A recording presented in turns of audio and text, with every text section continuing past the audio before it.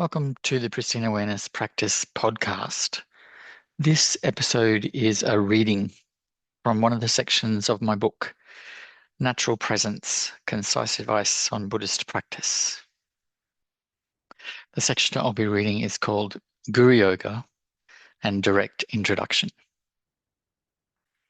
One of the greatest obstacles to awakening in this current degenerate age is the lack of fully realized beings to teach and guide us.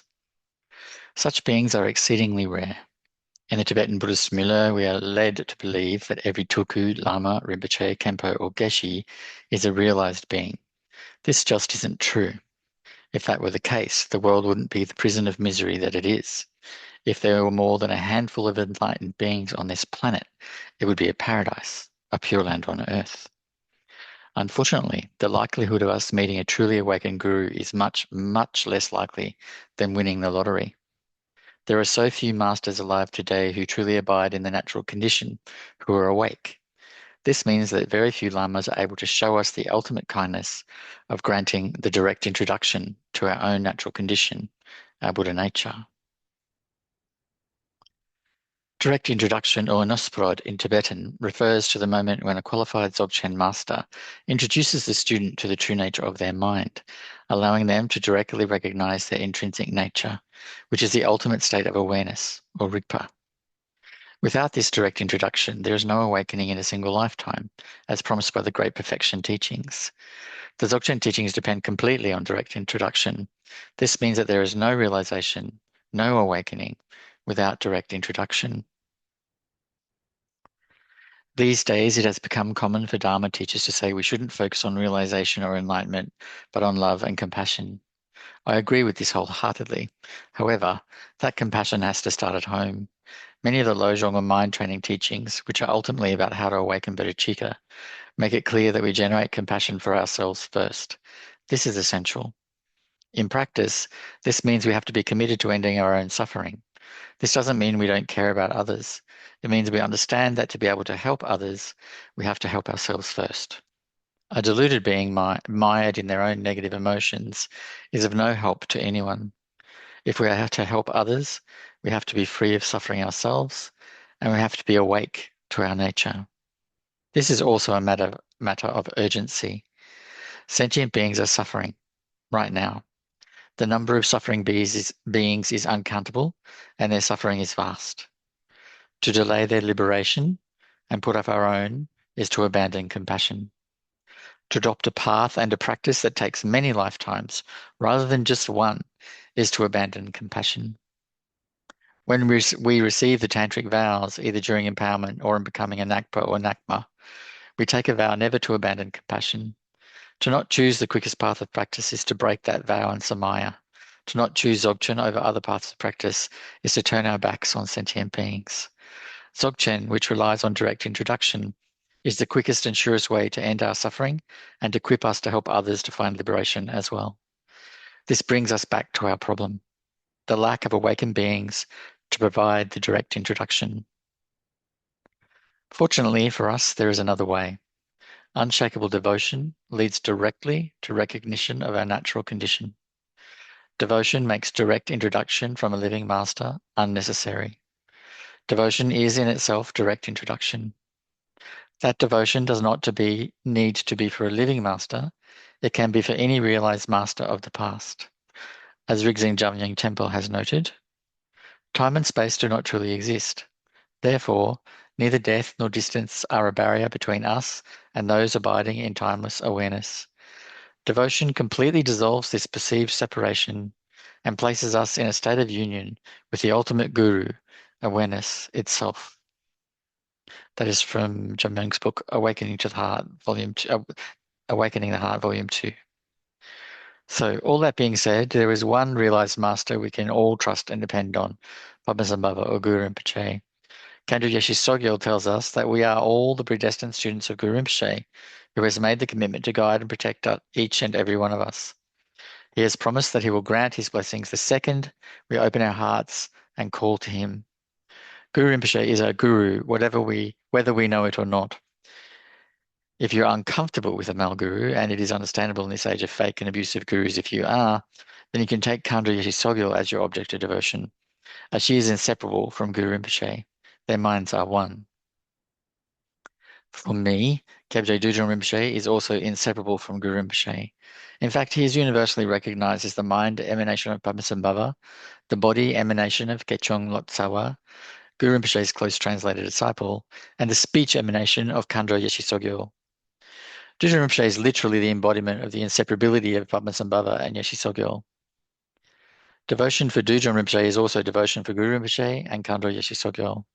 You could not choose a more potent focus for your devotion. Likewise, Kabje Togden Amchen, who was an emanation of Milarepa and many other awakened beings. Our lineage masters truly are safe refuge. If we currently have no devotion for Guru Rinpoche, Khandro Yeshe Sogyal, or our lineage masters, the way to awaken it is through Guru Yoga. It is a common misunderstanding that you need to already have devotion to practice Guru Yoga. Guru Yoga is the method we use to cultivate or awaken devotion. The simplest and most potent forms of Guru Yoga are recitation of the 7-line prayer, chanting the Vajraguru mantra, or reciting Lama, be with me now. Lama, be with me now, is the modern, condensed equivalent of the 7-line prayer and Vajraguru mantra revealed by Kabje Togden Amtrin. That being said, it is not specific to Guru Rinpoche. The word Lama here does not refer to Guru Rinpoche or any specific master. It is gender neutral and means one heavy with positive qualities. It refers to every true guru of every gender and also to the awakened mind, our natural condition. Lama, be with me now, invokes all gurus, outer, inner, and secret. The power of Kabje Togden Amtrin's revelation is that we recite it in our first language, our mother tongue. Our first language is called a mother tongue because it connects us to our home and our heart. This is what we want for our practice, for it to be a place of refuge and a direct connection to our hearts. Except for chanting mantra, we should always practice Guru Yoga in our mother tongue. As Kabje Togden Amtrin is one of our lineage gurus, perhaps just focus on Lama, be with me now, rather than the 7-line prayer or the Vajraguru mantra. That being said, whichever of these ways of giving rise to devotion resonates with you most, that's the one you should practice. If you don't feel particularly drawn to any of these, try out each practice for a few weeks and settle down with the one that more easily and more swiftly gives rise to inspiration, joy, and positive mental states. According to all of the great masters of the past, Guru Yoga is the essence of the Vajrayana, the essence of the Nyingma, and the essence of Dzogchen. This means that this practice alone, when combined with the 5 ethical precepts and a little meditation, is all you need to do. In condensed form, it is the recitation of a single line a few times each day. Lama, be with me now, followed by a short period of resting in evenness or resting in joy.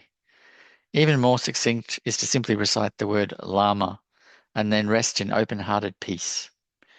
You can also recite the name of your guru, such as Amtrin, or for Dudjom Rinpoche, Yana. You simply say whichever name or word for the Lama that swiftly strikes your heart. This is a profoundly simple and wondrously effective path. It is important that we practice Guru Yoga when we feel inspired. We don't force ourselves to do it. Guru Yoga shouldn't come from obligation, but from joy. We can also practice Guru Yoga when we feel distressed, when we feel we need comfort or protection. Rather than use worldly remedies or distractions to deal with that distress, we go for refuge in the Dharma through the Guru Yoga. In our tradition, we do not count how many repetitions we do. Guru Yoga should not be something we are accumulating, but something that becomes a part of our daily lives for the rest of our lives. That being said, we can use a mala to help us to focus and be present if we need to. Those who are neurodiverse might find it helpful to use a mala in this way. Whenever we feel inspired or feel the wish to take refuge, we practice Guru Yoga. Lama, be with me now. Just 5 or 10 minutes each time is a good start. We can do this multiple times a day. Inevitably, this will give rise to stable or unshakable devotion. That kind of devotion will swiftly awaken us to our natural condition, our Buddha nature. Being awake to our Buddha nature is realization and the cessation of all suffering.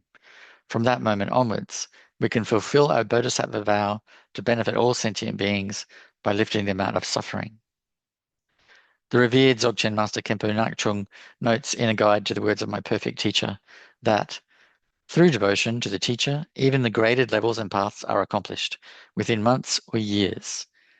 He also states that with 6 months of unwavering devotion, you will reach the level of Vajradhara. It does not make sense to ignore the opportunity this practice presents. I urge you to make Guru Yoga your heart practice from this moment onwards. Lama, be with me now. To repeat for clarity, devotion is direct introduction. Through the practice of Guru Yoga, we can directly experience the true nature of mind, Rigpa.